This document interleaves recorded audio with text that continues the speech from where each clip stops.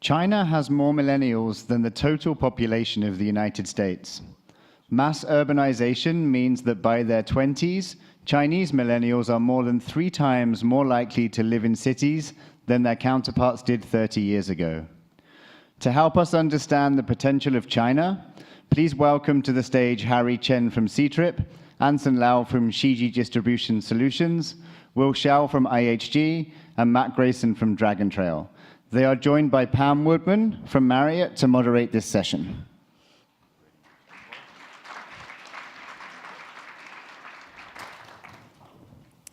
Okay, don't tell Sarah I have this paper in my hand.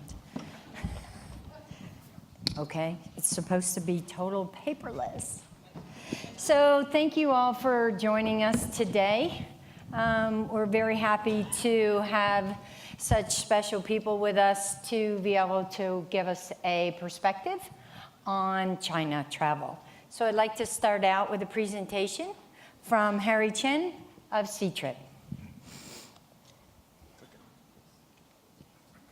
Hello? All right. Well, let me get started. So my name is Chen from Seatrip, and today I'm here to talk about Seatrip and some of the statistics that we have collected.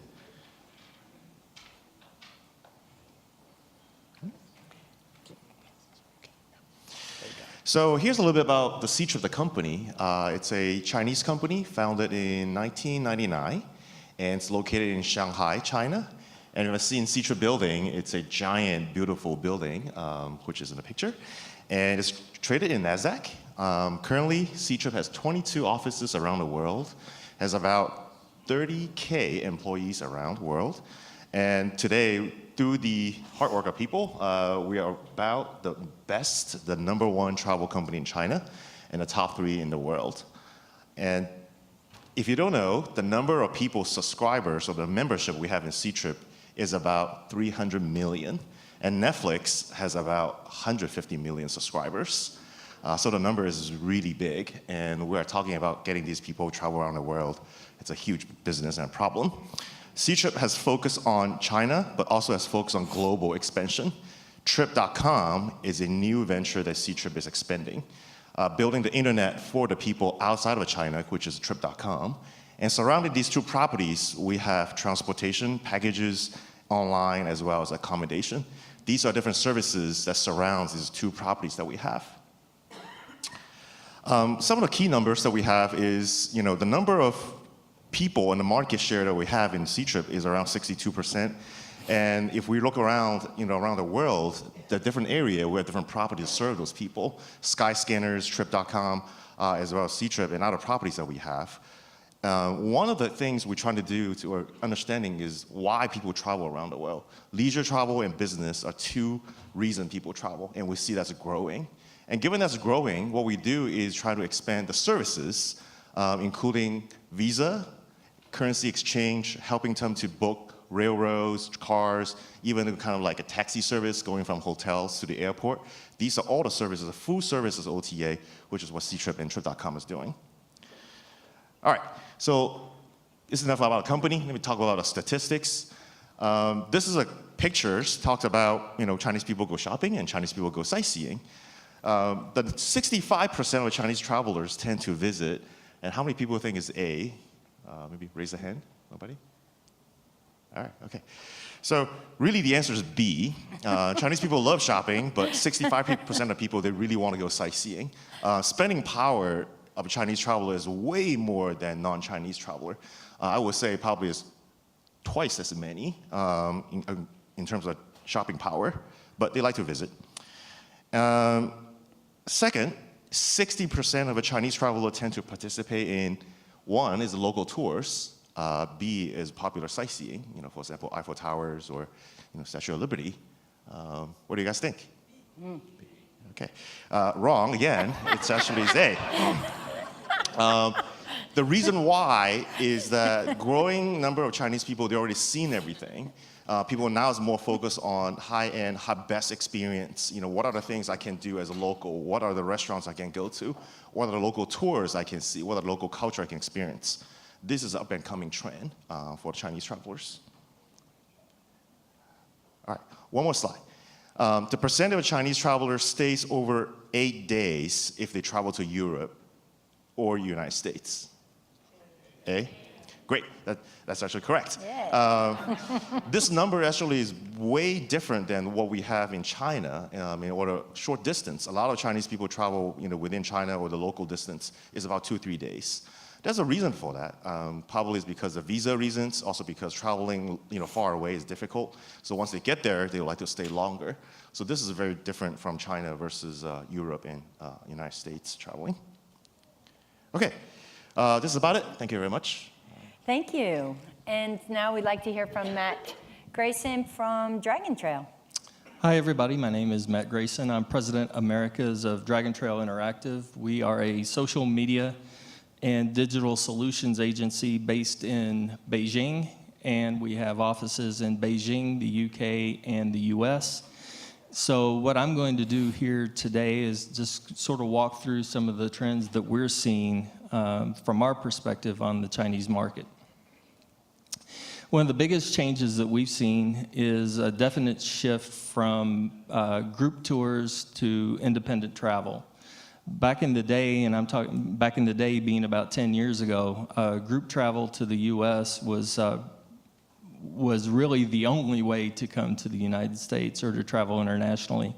Now we're seeing that FIT and group travel is about the same. So we've seen a rapid rise in the amount of independent travel. And women are more important than ever in the outbound market. Sorry, had to get that in there, right? Women are more important than ever in the outbound market. 54% of outbound travelers are female, and they account for a disproportionate share of travel spend. So they really do kind of control the purse strings, so to speak, of outbound travel. And the younger generation as a whole is the real engine behind outbound travel. The 90s generation accounts for about 56% of all outbound travel. And more than 90% of the 90s generation surveyed said that travel was a vital component of their identity. So it's not something that's really taken lightly. Travel to them is a very important way to see the world and experience the world. Traveler preferences have also changed greatly in the last several years and will continue to evolve. Shopping, of course, has been a major component of outbound travel since there has been outbound travel from China. But like Harry said, we're seeing a definite shift to more cultural experiences, more experiential travel. We monitor WeChat accounts in China, and we see what the most popular posts are every week in various accounts. And food has emerged as a central aspect of travel and travel marketing. If we see posts that feature food more highly rated than those that don't. And we also see that nature and flowers in particular are big marketing points in China. So to drive that home a little bit, the amount of money spent on shopping in China, outbound from China, dropped 37%, I believe it was, in 2017, but spending on food rose 15%. So we're seeing kind of a balancing between shopping and cultural activities. And there are widespread, many digital channels that are now emerging in China, TikTok being a short, where you can post short videos, and brands are using that to market to younger Chinese. And of course, as a social media platform, many travelers are using it to post videos as well. It had phenomenal growth in 2018. So social media plays an increasingly important role in the decision-making process for the 90s generation and beyond as they decide to travel outside of China. And online bookings, 76% of bookings are mobile versus 1%, less than 1% in 2011. And so if you're not engaged mobily or socially in China, you're invisible to a lot of the population. So with that quick overview, I will pass it along to Anson. Wow. Thank you. From Shiji.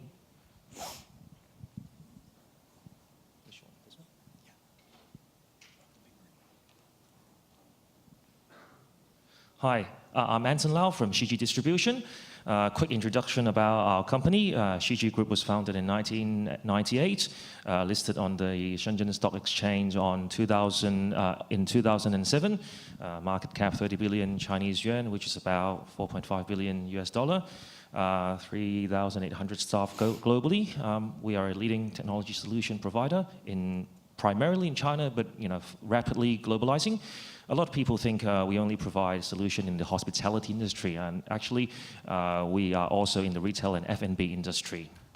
Shiji Distribution, a lot of people still know us as China Online, was founded in 2006. Because of the name, people tend to think we only do business in China, when in fact our first ever connection was with IAG and Elong, which went live in 2007. That was the first ever Chinese OTA global chain connection. Skip through some of the timeline. In 2014, Alibaba took a major investment in us. Now our second largest shareholder. For us to partner with them to launch Fliggy. And most recently, last year, we rebranded as Shiji Distribution as part of a company's overall rebrand, and also, a brand that hopefully lets people know we're doing business internationally. So a lot have been said about China's outbound travel. I've spoken about this in previous HEDNA. I just want to also talk about our domestic travel.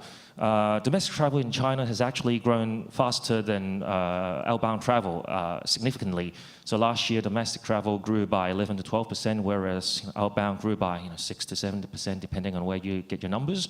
And why? One of the very key reason is the high-speed railway system. In China, we've got 27,000 kilometers of high-speed rail. In the whole of Europe, 9,200, and in USA, 0. Yes, I double-checked my facts. So, and by 2025, China will build another 11,000 kilometers of high-speed rail. And 3 weeks ago, when I was in China, I saw a presentation from STR, which we saw earlier. As soon as there's high-speed connection between two cities, ADR and occupancy goes up. So there's a pretty direct correlation between transportation and domestic travel. A lot has been said about Chinese people traveling abroad and now focusing more on culture. Absolutely true. But shopping and eating, it's still very, very, very high on the list. According to a McKinsey survey, 47% of people consider shopping an essential part of their trip, and 36% will do a shopping list before they travel. I certainly got a shopping list from my wife before I travel. And last time when I came to USA, when I went from the airport to my hotel on an Uber, the driver said, "Hey, where are you from?" I go, "Oh, China." "Oh, you guys have a lot of money. You shop a lot." I'm like, "Do you know why?" Well, the reason is things are actually a lot cheaper here, and I'm just taking an example from Apple.com 2 days ago. The iPhone XR sells for $449 here and sells for $646 in China, official price. So we are paying almost 40 to 50% more if we shop from home. So we kind of forced to shop here, and not by choice. So with that, Will? Okay, so I want to thank all of you and for your presentations, and I'd also like to welcome and thank our hotel expert that we have joining us today, Will Shao. Will is the Director of Strategy for Greater China for distribution for IHG, and Will brings a lot of experience, almost 14 years. 10 years of that being with OTAs such as Booking.com and HRS, and for the past 3.5 to 4 years he's been with IHG. Will also is our co-chair for the China Working Group, and we thank you very much for the services that you've provided. Now, as you've all seen and heard, China is absolutely a huge growing market.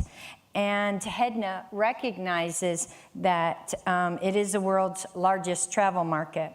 We've established the China Working Group, and we've had sessions for the past 2 years, and we hope to continue with the success of these sessions moving forward at HEDNA.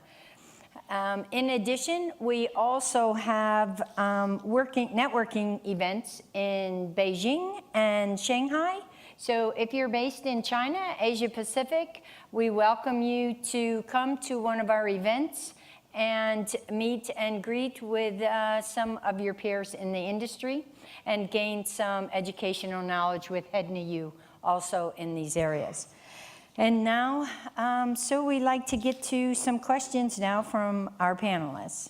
So question number 1, there is a sentiment that China is a closing window of opportunity. And I think many of us have heard this several times, that perhaps the hotel industry needs to jump on the bandwagon now instead of waiting till later. So the question would be, do you think that hoteliers are going to miss out if they don't get on the wagon now? Should they invest now, or should they wait and see what the market does? Boy, that's a tough one, right? Okay. Okay. I'll take a bit of a stab at that. I don't know if I agree with that question at all, actually. I don't think that I think there's plenty of opportunity there for a good product and a good plan. I think China, we've seen there's a tremendous power behind the outbound travel segment from China. And the thing is, there are lots of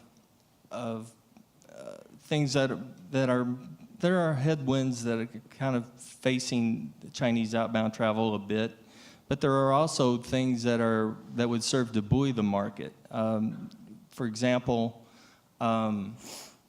the passport penetration's still pretty shallow in China. Only about 10% have passports, I think, something about that.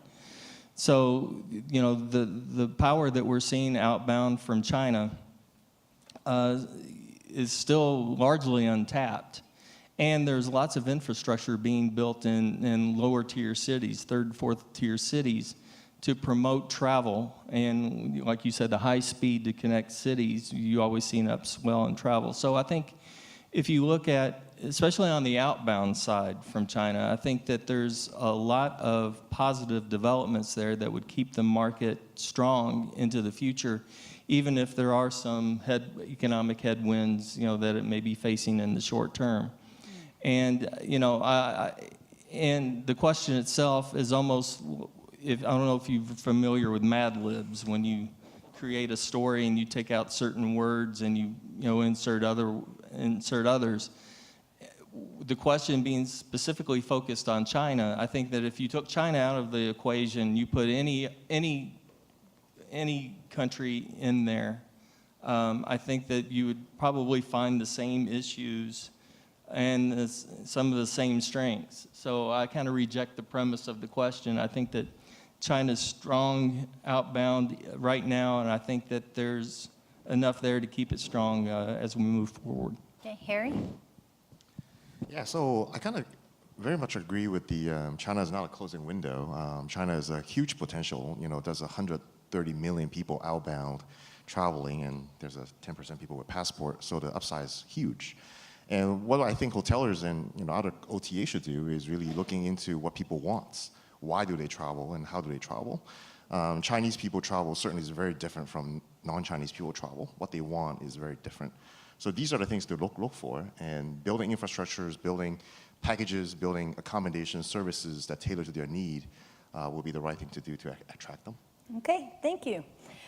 And next question. We all know that China's mobile internet market is prevalent. So how are hoteliers using it to market their property and sell their rooms? So Will, as our hotel experts, could you start with this question, please? Sure, absolutely. I think from my perspective, as a hotelier, we know about how mobile is important for the Chinese people. So by looking at, if we talk about 3 years ago, from the international hotel chain like IHG, we talk about 17% of the business from the people book the rooms through web. And But now, in 2018, like 17% people book hotels through the mobile app. So, but for those domestic OTAs or even local hotel chains, that even higher. They reached 85% or even 90% people use mobile. So I see how important the mobile for the Chinese users. So from hotels perspective, definitely we doing those utilization to get some improvement about our own app. And also when Matt talked about the WeChat, as everyone should know the WeChat.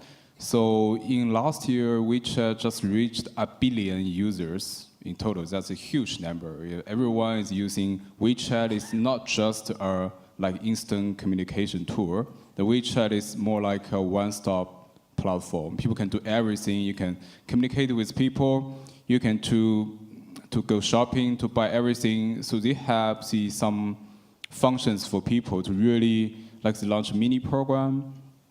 People can just search the hotel, then they can book the hotel directly. That's really easy. People don't need to download the different apps to like make the hotel reservation, right? So that's really easy. Then I should highlight mobile for hotels, not just for selling rooms. As everyone, the hotel just not only selling rooms, right? We have multiple products. We have I think Matt just mentioned about those food-related products on WeChat, right? So hotels, we have restaurants.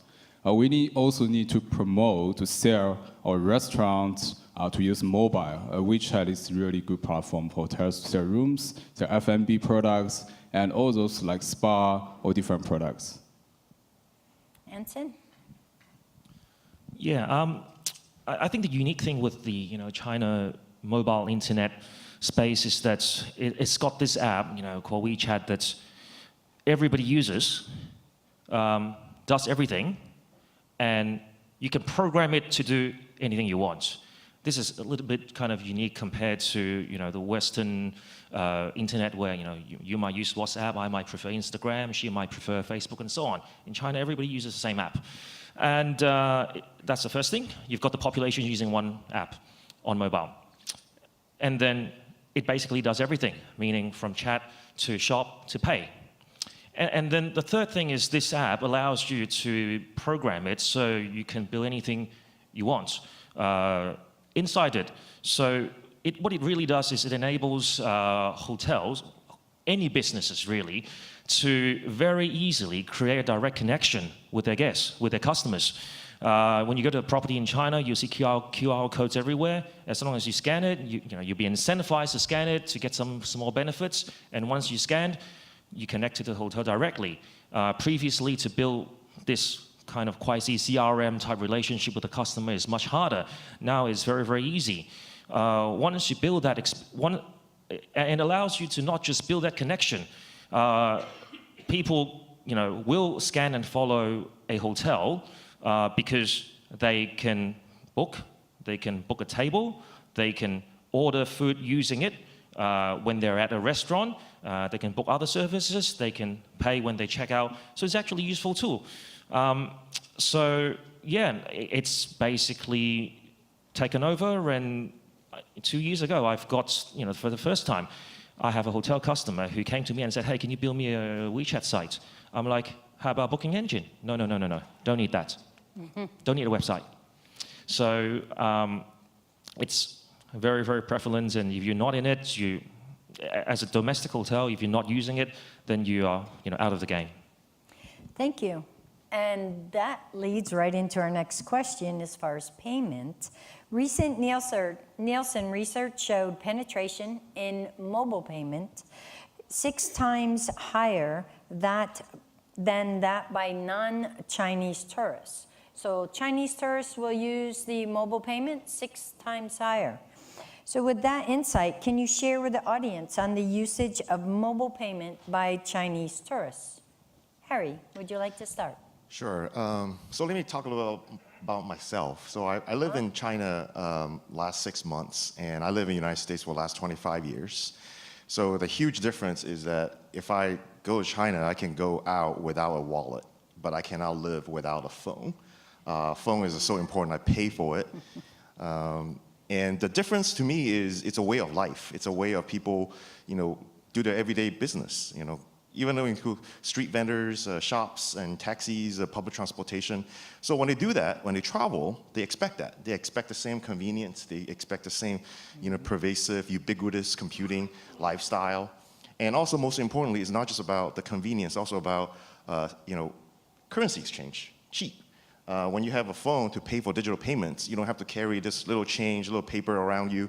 Everything is done the same way, same rate that you expected, because there's no credit card, people's lifestyle.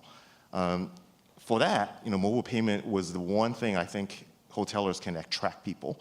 With a mobile phone, you pay it just like you go to Disneyland with your little badge or little, wand to pay for things. You don't feel like it. So it's an easy way to increase your transaction.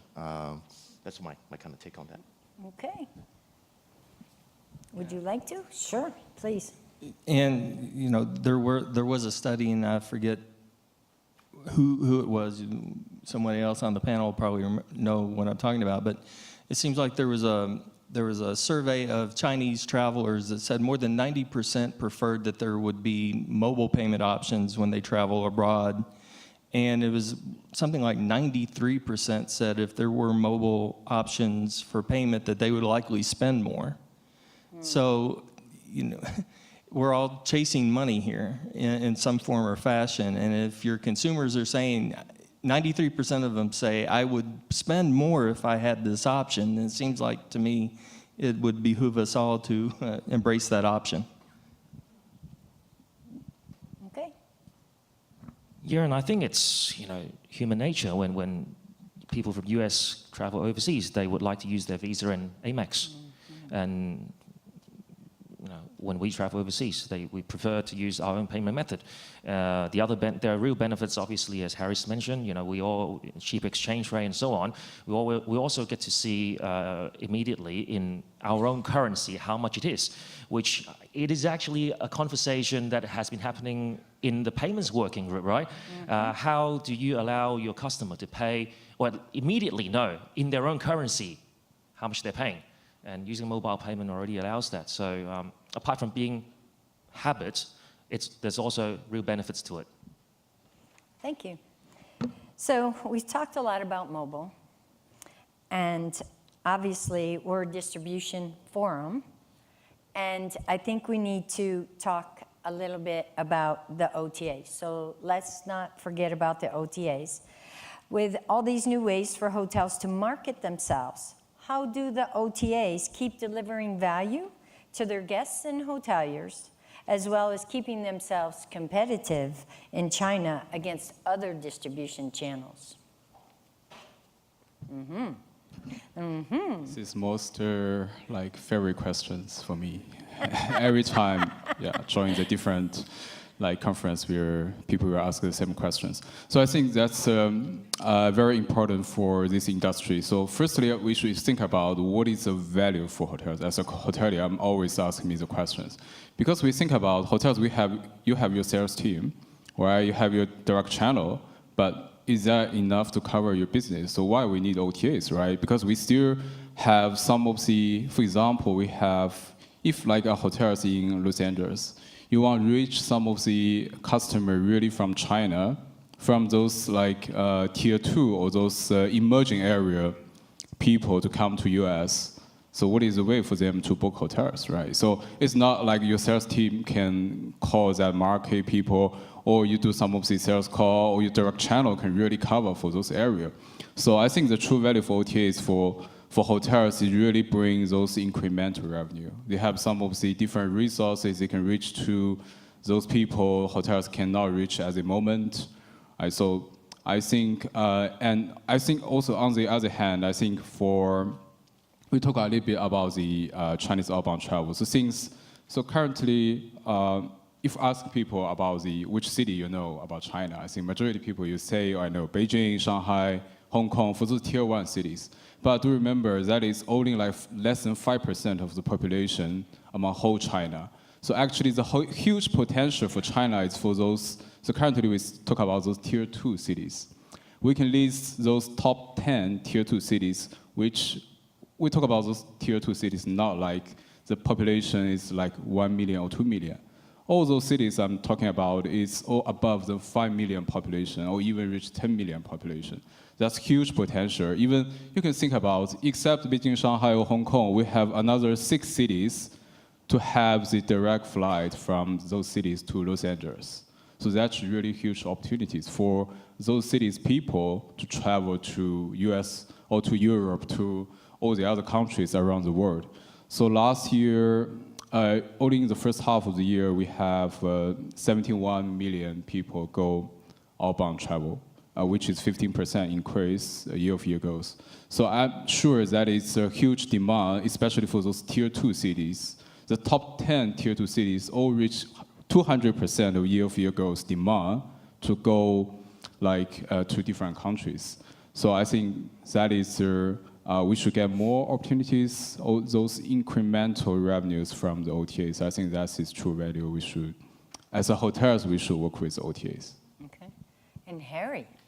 So I was thinking about this, and I think I'll talk a little bit about not money. For OTA to survive, or even to do better, is to go above and beyond. What I mean by that is, got to do something more than just providing a transaction. For example, Seatrip trying to make better services by providing emergency customer service in case of a natural disaster. What do you do? Where do you call? And Seatrip has a way of handling that, which helps a lot in the recent natural disaster in Southeast Asia. And also go above beyond in terms of customer services. If you have a problem, who do you call?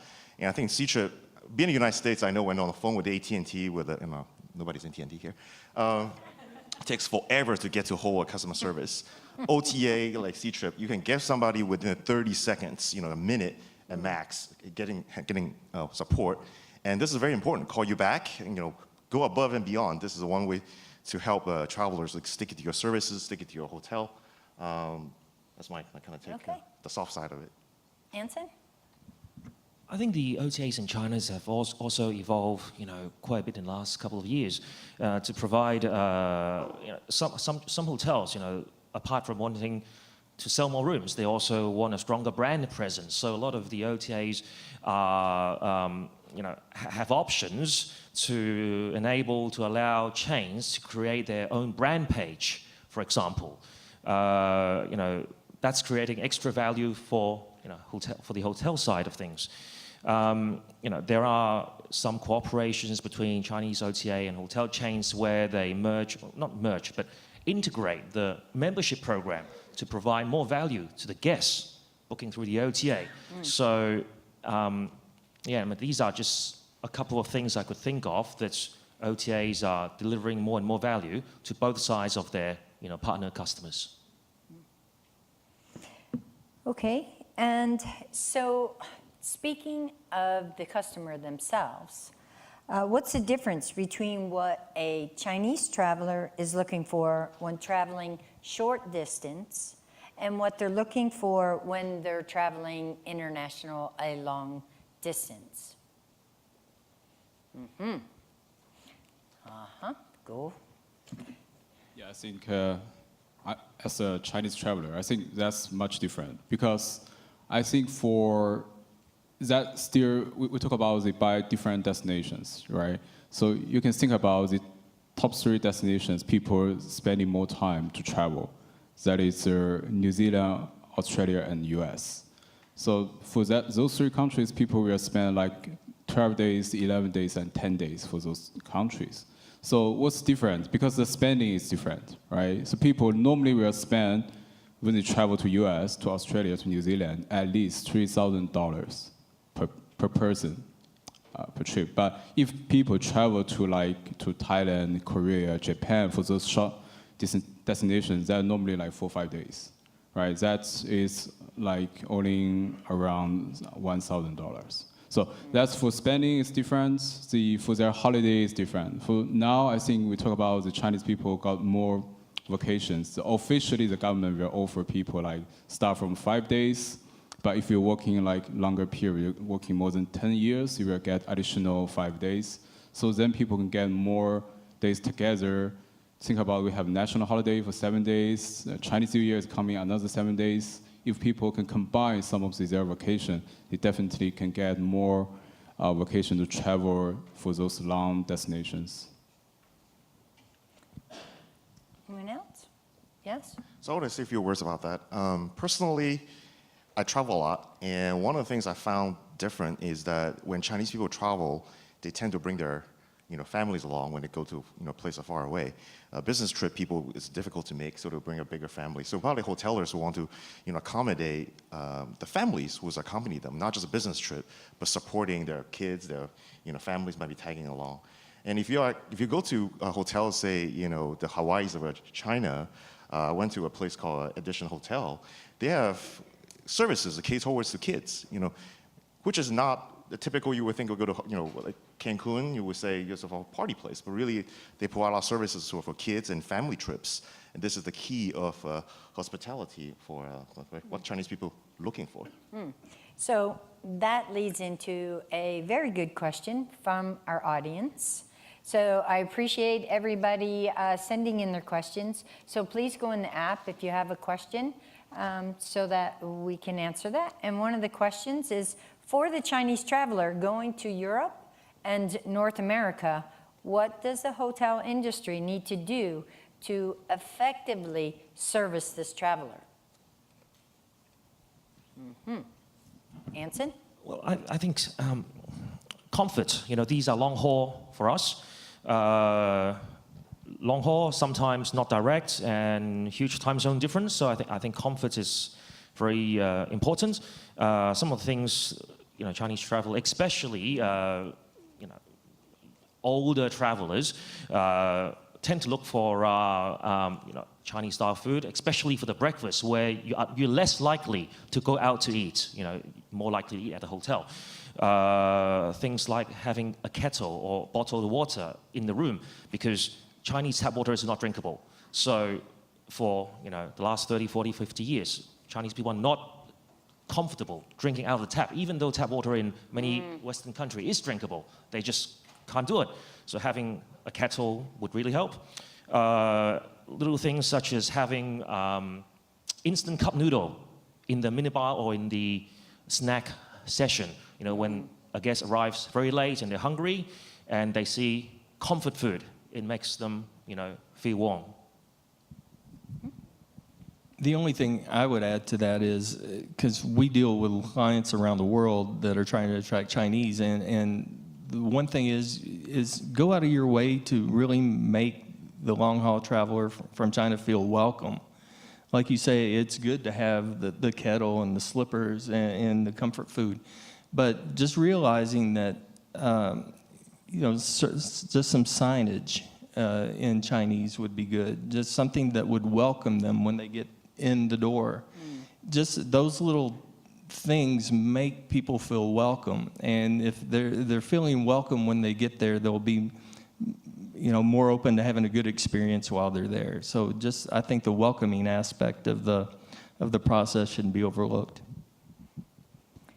Okay, one of the big questions, do Chinese travelers prefer chain codes, independent hotels, or what about Airbnb? I mean, it's hard to know what is the preference for that. Yeah, I think at the very beginning, when Chinese people travel to other countries, they definitely prefer global chain hotels because of the trust, because of the safety. They think about, global chain hotels is definitely our first choice. But then, I think, especially get more social media and OTAs, we can get those customer review. They know there are good independent hotels for them to have a try. Talk about Airbnb, I think that's more like for certain destinations. I think people definitely prefer Airbnb, so rather than to try. But that really depends on Airbnb can bring the more experience to understand the local culture for the people. If people really want, for example, people come to Japan or some of the destinations, they're really interested to try Airbnb. Okay. Well, I'm not going to pick on you, Harry. So I'm going to move to, what do we have to do differently to maximize opportunity from China? We hear about high millennial populations and tech adoption, like you said, WeChat. But what are the top 3 tips to adapt our strategy? No answer, huh? Ooh, that is tough, huh? I don't know if I have 3 tips, but I think that one of the things that you have to look at when you're looking at the Chinese market is not look at it as the Chinese market in a way. If you want to maximize your opportunity from China, you have to look at your overall strategy. You say, how do we adapt our strategy? I would make sure that you have a sound one to begin with, because the Chinese market is very different from young to old. There's a lot of variation between expectation of experience. There's a lot of variation in terms of what to them would be a satisfactory experience. So I would just make sure that if you've got a China strategy, that you've really taken some time to figure out who do we really want to target in China. Or do you want to go after the millennials? Do you want to go after the business travel, the group travel, and make sure that what you've decided is your target aligns with, especially with social media? Because if you're going after millennials in any form or fashion, you have to have social media as a vital component of that. And as was noted earlier, WeChat has almost 1 billion daily active users. So anything that you do should have a social component, but just make sure that you're targeting the right social component for the right audience. Okay, thank you. All right, Harry, it's been up there several times. I'm going to give you a chance to speak. Now, this is a North American audience, and there seems to be some questions that people would like to hear. Is Seatrip have a strategy to change some of the difficulties that some of the North American people are having based on imagery and things on Seatrip? So when you say imagery, what do you mean? Oh, I don't know. It just I lost the question. So I presume imagery means a reputation or how people perceive Seatrip in the world. And I think this is why we have Trip.com. From my perspective, what the term I heard is there's an internet, but there's a 2 internet. It's an internet that's the rest of the world, there's a 1 internet that's in China. And people, how to use internet in China is very different how the rest of the world uses the internet. This causes us to build applications and user experience workflows. It must be in a different way. In order for Seatrip to attract new users in the rest of the world beyond China, we have to accommodate the user experience. That's how we become, how you book a hotel, how you search a hotel, what you're looking for, what information you need, have to build it customized towards a special population. Excellent. And we have now run out of time, so thank you very much. I want to thank everybody for coming to the session. Thank our panelists, please.